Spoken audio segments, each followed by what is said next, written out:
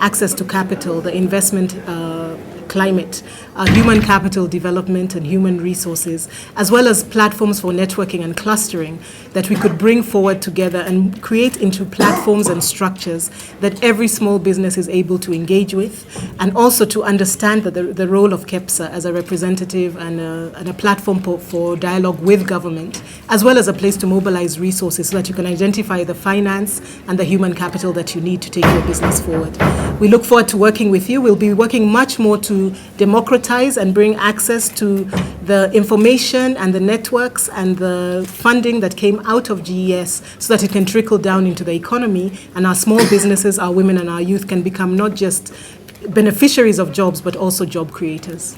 We also, from the summit, the sessions around the summit, as well as this morning's summit, realized that we need to tamper and improve our interactions with especially the startups and the smaller enterprises in order to bring out the full potential. We have got government represented, we have got KEPSA as a body, we have got the private sector, Bimal and 7 Seas, the bigger companies in this country. We have the young entrepreneurs, Kate, who was incubated at the Nile Lab 3-4 years ago, and us who are play the role of stimulating entrepreneurship. So I think finally at the end of the day, as I said a while back, is that the dots are very clear now. Now we're being able to say, come to an incubator, get incubated.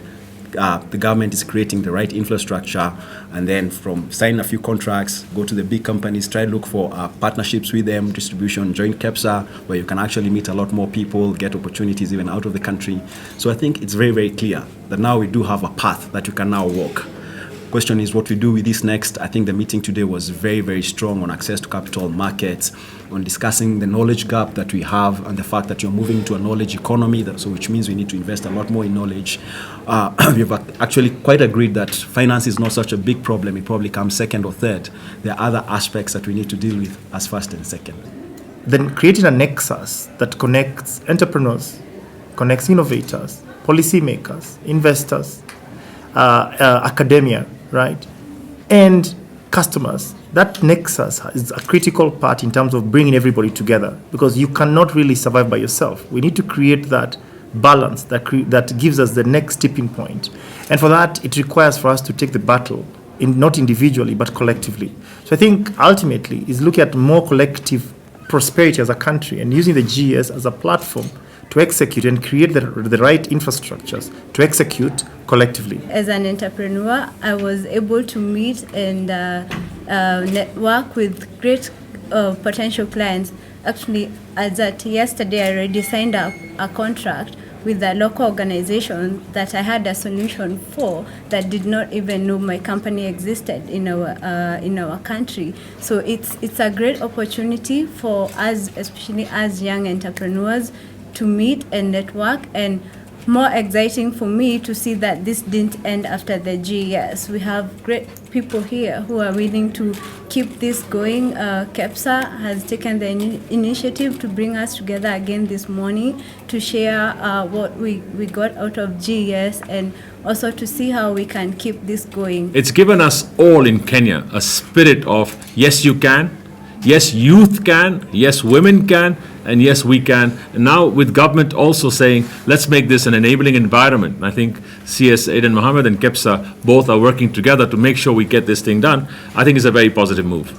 Number one. Number two, what we've learned from the GES is that we have a lot of capital in Kenya. We also have a lot of entrepreneurs in Kenya. We don't know half the entrepreneurs. The capital doesn't know that. And I think this is where we have to create new platforms where we present our youth entrepreneurs and put capital together and really start doing that. So probably on a monthly or a bi-monthly basis, have these sort of forums, showcase what it is. The spirit in Kenya is brilliant. I think the whole euphoria is good right now. We must leverage on this. We must not miss the boat.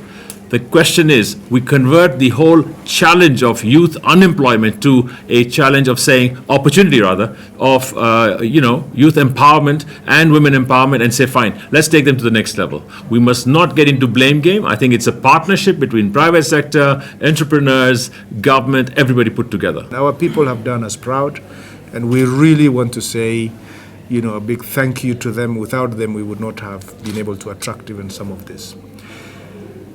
Let me just give you some statistics. The US pension industry have over 16 trillion US dollars of potential investable funds that are getting extremely low returns today. Extremely low returns today. Between 0 in some case, probably less than 2 or 3 if they are lucky. And here we are getting returns as high as 25-30% return. The challenge has always been, how do you then connect the dots? Do we know about this market? These returns are so good. How can we actually attract? I am very pleased that we've been able to win the hearts and minds of some of those investors. They left here with significant amount of optimism, the hunger that Kenyan entrepreneurs have, and the ability for them to actually convert that. There are some suggestions we've picked. People want to see local investors risk their capital by putting in some money first before some people from outside can put their money. So it's a legitimate issue. A lot of our wealthy individuals have made some commitments to support some of those initiatives. And if we can give people with capital outside some confidence that our own money can be put in that, I'm sure they will come.